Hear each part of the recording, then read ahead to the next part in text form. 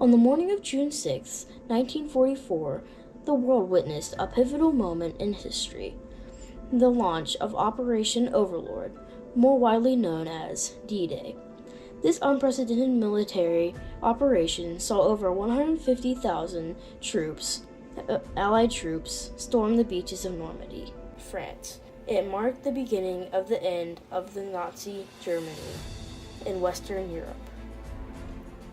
The invasion was led by General Dwight D. Eisenhower, the supreme commander of the Allied Expeditionary Force.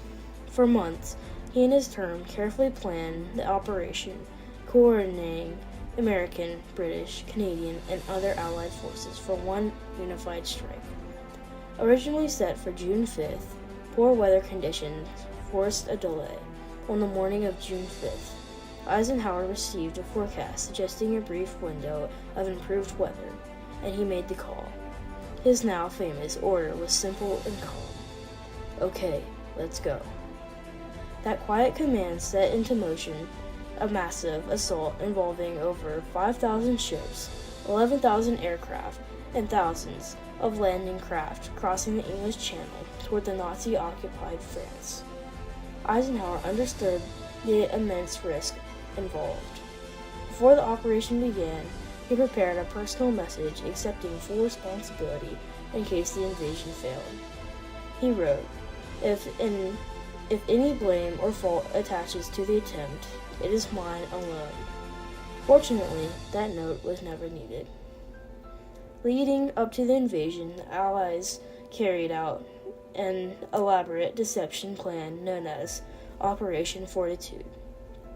Its purpose was to convince German forces that the main attack would occur at Pas de Calais rather than Normandy. Inflatable tanks, dummy landing craft, false radio chatter, and even a fake army under General George Patton all played a part. The deception was successful. German divisions were caught off guard. Their defenses spread too thin to mount an effective response. In the early hours before dawn on June 6th, over 13,000 American paratroopers from the 82nd and the 101st Airborne Divisions were dropped behind enemy lines.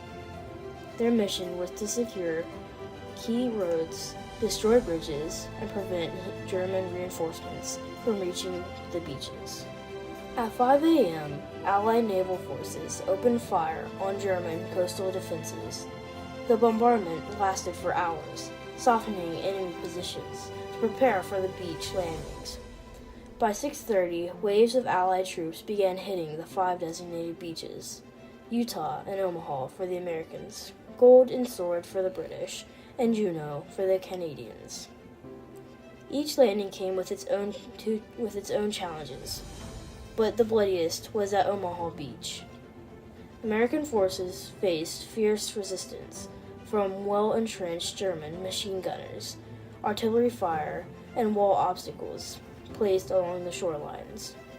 The losses were staggering, but the soldiers pressed on. Despite chaos, confusion, and extreme danger, they overcame the defenses and secured a critical foothold. That brutal struggle on Omaha Beach represents the emotional and strategic climax of D-Day.